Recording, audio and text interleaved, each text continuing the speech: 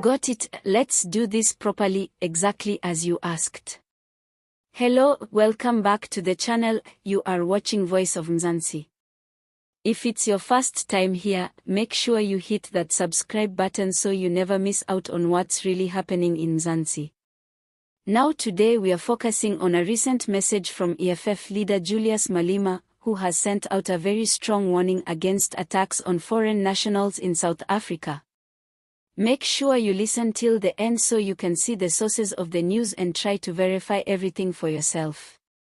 This all started when tensions began rising again in some parts of the country where groups have been threatening or even assaulting foreign nationals, especially those from Zimbabwe, Mozambique, Nigeria, and Malawi. It's nothing new. South Africa has been through waves of xenophobic attacks before. But what's different this time is that one of the country's most vocal political leaders is stepping up and saying enough is enough.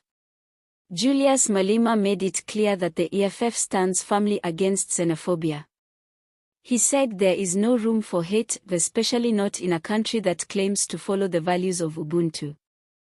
He warned South Africans that attacking foreign nationals is not just morally wrong, but also dangerous, because it breaks communities apart and spreads unnecessary violence. He said, instead of fighting poor foreigners, we should be fighting the real cause of poverty, the corrupt system, the elite who loot public funds, and the people who benefit while ordinary citizens suffer. In his words, when you attack a brother from Zimbabwe or a sister from Malawi, you're fighting the wrong enemy. Malema also reminded the public that a lot of these foreign nationals are here doing jobs that many South Africans don't want to do. They are working in restaurants, construction, sponsor shops, farming, and domestic work. And instead of blaming them, we should be asking why the system allows employers to pay low wages and ignore the labor laws. He even said if anyone is to be arrested, it should be the employers who exploit both locals and foreigners just to increase profits. Now, he didn't just talk about the poor treatment of foreigners. He warned that the violence and hate can backfire.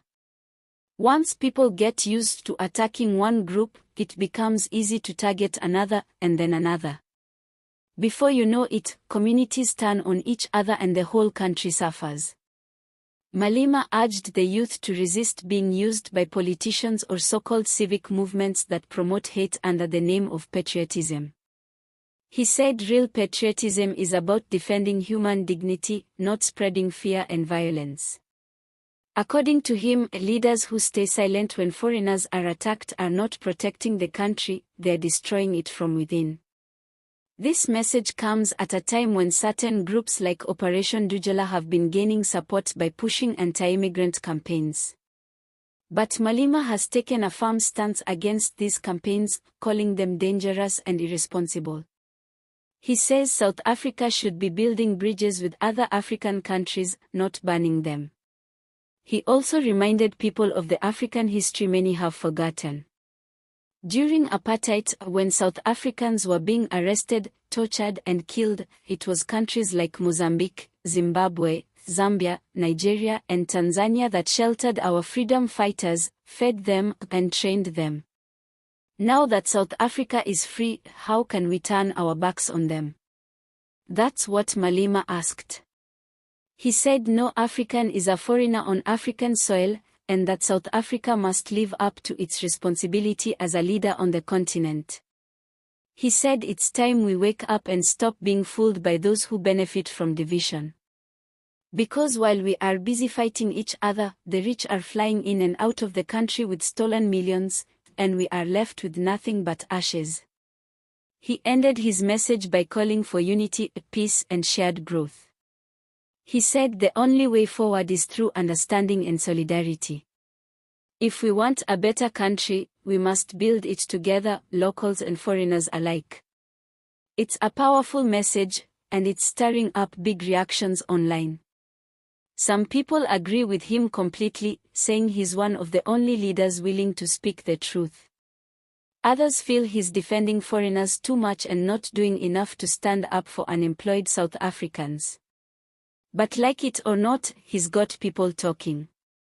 Let us know what you think in the comments.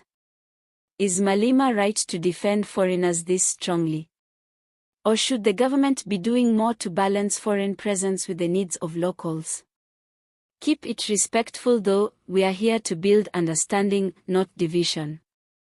All images used in this video are for illustration purposes only and are not connected to the actual events or individuals mentioned.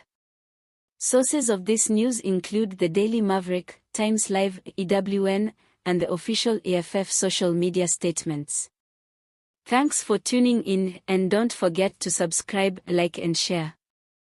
And just to end it on a light note, someone on social media said if Malema ran a marriage counseling service, he'd probably tell you to unite with your in-laws too, even if they owe you money. Another one joked that Malema is the only guy who can make Pan-Africanism trend harder than Amapiano. Catch you on the next update. Stay informed and stay kind.